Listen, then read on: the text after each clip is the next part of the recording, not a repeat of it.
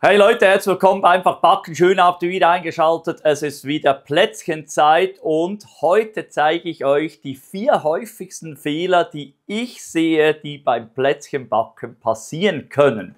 Mürbeteig wird natürlich jetzt sehr oft hergestellt. Dazu habe ich auch schon mal ein Video gemacht. Das ist aber 6-7 Jahre alt, also von der Qualität her nicht so gut. Darum machen wir ein neues.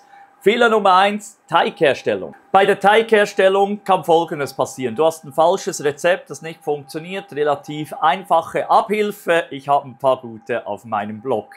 Aber ein häufiger Fehler, der passiert, wenn das Mehl im Teig ist, wird der zu lange geknetet. Wirklich nur noch kurz. Es sollte ja nicht ein plastischer Teig entstehen wie bei einem Hefeteig. Wir wollen das Gluten, das im Mehl ist, nicht aktivieren, sonst haben wir dann das Problem beim Ausrollen, dass der Teig zu zäh wird und sich gerne zusammenzieht. Also nur durchmischen, der muss in der Struktur sehr kurz sein. Fehler Nummer 2, die Konsistenz des Teiges passt nicht. Nach dem Herstellen gibt es Rezepte, vor allem bei mir, die kann man direkt ausrollen. Einige muss man kühlen. Das merkst du sehr schnell, wenn die Konsistenz nicht stimmt. Wenn dieser zu weich ist, dann klebt er einfach überall und lässt sich sehr schlecht ausrollen. Er reißt dir sehr schnell durch und das macht wirklich keinen Spaß, den zu verarbeiten. Hier kannst du Abhilfe schaffen, indem dass du den Teig einfach verpackt 30 Minuten bis 1 Stunde kühlst. Das andere kann passieren, dass der Teig zu hart ist. Da kann sich's einschleichen, dass der Teig brandig wurde, je nachdem, wenn du den schon ein paar Mal ausgerollt hast, dann kann der sein, dass der nicht mehr schön bindet und so ein bisschen reißt und fast auseinanderfällt, obwohl er eigentlich schön fest ist. Das nennt man auch einen brandigen Teig. Er krümelt so ein bisschen. Da gibt es eine einfache Abhilfe, immer über die Flüssigkeit, einen Schluck Sahne rein, einige nehmen auch einen Alkohol, aber immer über die Flüssigkeit ganz wenig einarbeiten, dann wird er wieder schön geschmeidig. Fehler Nummer 3, die falsche Technik beim Auswählen. Da gibt es natürlich viele verschiedene Techniken. Einige nehmen 2 Backpapiere, einige nehmen Folie. Ich mache das immer noch klassisch mit Mehl. Und ich löse den immer wieder schön, damit er im Mehl so ein bisschen durchschwebt. Und jetzt wird häufig der Fehler gemacht, dass man da ohne Gefühl auswählt und man geht hin und drückt gleich voll runter. Dann klebt er sowieso immer. Also hier braucht man etwas Gefühl.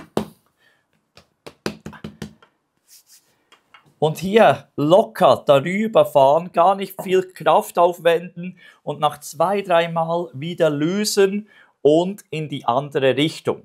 Das ist nämlich auch ein Fehler, wenn man nur in die gleiche Richtung auswählt, dann wird er nur von einer Richtung beansprucht.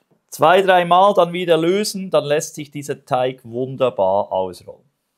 Der 4. Fehler, der passiert, das ist dann vor allem beim Ausstechen. Man rollt sich hier den Teig aus, man hat eigentlich alles richtig gemacht und dann beginnt man auszustechen. Das ist falsch. Man muss den Teig noch einmal ein bisschen durchlockern. Entweder löst man den, denn das darf man natürlich nicht vergessen. Man hat wieder ausgerollt, der klebt wieder ein bisschen, dann geht es zum Ausstechen nicht so gut. Oder man lockert den einfach so ein bisschen mit der Hand durch.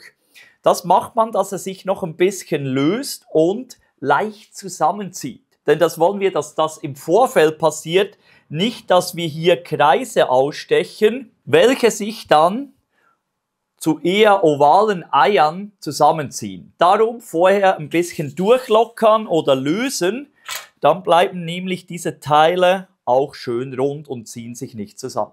Das waren die häufigsten Fehler. Dann ein Zusatztipp: Backe die Plätzchen nicht auf zu hoher Temperatur, lieber ein paar Minuten länger. Dann werden die schon knusprig mürbe, sonst sind sie außen angebacken und innen noch teigig. Das schmeckt nicht gut. So, lass mich wissen, welche Fehler du schon gemacht hast. Schreib sie in die Kommentare. Ich hoffe, diese helfen weiter. Sprich nicht diese Fehler, sondern wie man sie vermeidet.